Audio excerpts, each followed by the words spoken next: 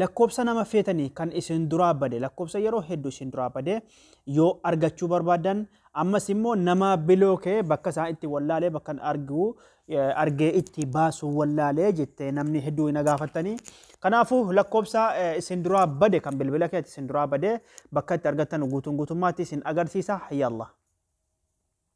messenjera keessan keessa dhuftanii tuqaa profaayilii xuxxanii tuqaa sadii jiraachuun ni mala kan keessan faa sana booda sitingii keessa erga kan deemtanii kana keessa waan hedduu ilaaltanii isin kana geeddaa waan hedduu ilaaltanii bakka phone contacts jettu kana akkana gacuqaaftanii sana booda manage contacts isi jalee xuxxanii obsaan eeggattanii anamma qafoorraa asirratti wanni isiniif galuu qabu warroonni email irratti qabataa jirtanu email sababni yeroo hunda email irratti lakkoofsa qabadhaa jedhee isinitti himuuf kana baay'ee tokko isin fayyada jechuudha amma lakkoofsa kana kan nama cufa kana maqaa wajjin argattanii akkasitti jechuudha kana cufa jechuudha lakkoofsi kana cufa laa lakkoofsi kiyya naaf deebi'e jechuudha afaan arabii maali madri waan hedduu jira jechuudha lakkoofsi kiyya gara sanaan garuu arguu hin danda'u asiin immoo kun cufti isaayyuu ni jira argitanii miti ifa siniif ta'eera miti kuno gizee dhuftanii bakka guruppii yookiin mataa nama lamaa jirti jechuudha namni hin beekne kana jira natti hin fakkaatu isii yeroo xuxxanii isa olii dhiiftanii isii gadi tuqattanii isin xiqqoo akkasitti naanna'ee cufti isaa isiniif dhufaa obboleewwan kiyyaa sana booda immoo lakkoofsa namaa sana baafachuudhaaf fakkeenyaaf himee nama tokko irratti hin dha'e isin agarsiisa eshi Abbuu Sumayyaa isa jedhu kanatti hin fakkeenyaaf akkana gadhaa lakkoofsa kuno gubbaa haarratti jira asii baafattanii dawwaluu dandeessanii kanaafuu email irratti yeroo baay'ee qabachuu yeroon isinitti himaa ture baroo baay'ee waan kana isin barsiisan ture isin immoo tarii hin hubanne ta'a inni lammataa profaayilii keessan xuxxanii akkas ol harkiftanii bakka privacy jechuu yookaan bakka itti waa isiniif agarsiisa kana yoo xuxxanii sana booda isa lammaffaa kana xuxxanii kuno nama karaa messengeraatiin bilooktan gara feesbuukaatiin bilooktan hundisaa yoo jira ciisa kuno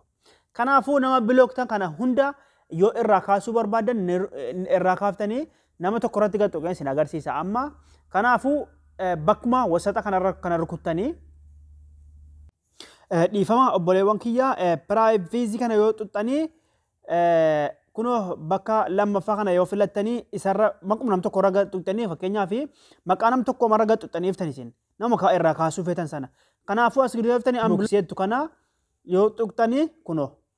akkasi xuxxanii irraa ka'ee jira jechuudha gaara diimaa kana yoo isinii fide irraa ka'ee jira jechuudha kanaafuu itti deebisuu feetanis akkuma feetan itti deebistanii jechuudha obboleewwan kiyyaa inni dabalataa isa dabalataa karaa feesbuukaan isin agarsiisa tarii gara feesbuukaa kana kan hin beekne jira yaadu feesbuukaa keessa seentanii sana booda tuqaa sadii xuxxanii yookiin sarara sadii wayii jechuudha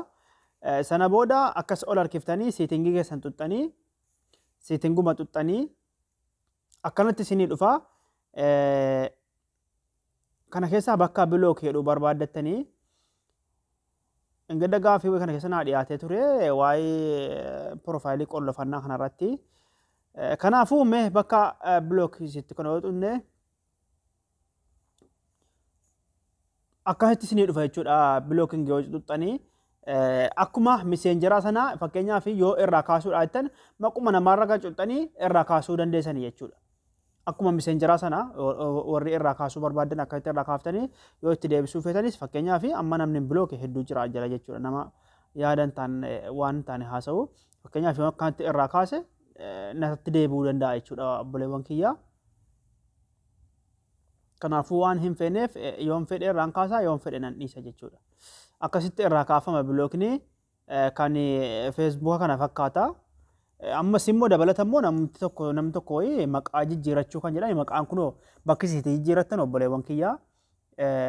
isa gubbaa kana yoo xuxxanii riyoo shaafii bakka neem jedhu kan argattan miti asirratti wanni isinii galuu qabu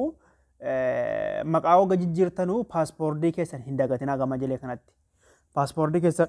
yoo itti galchitan malee isin hin dabarsu kana fakkaata nagaan naa jiraadhaa galatooma.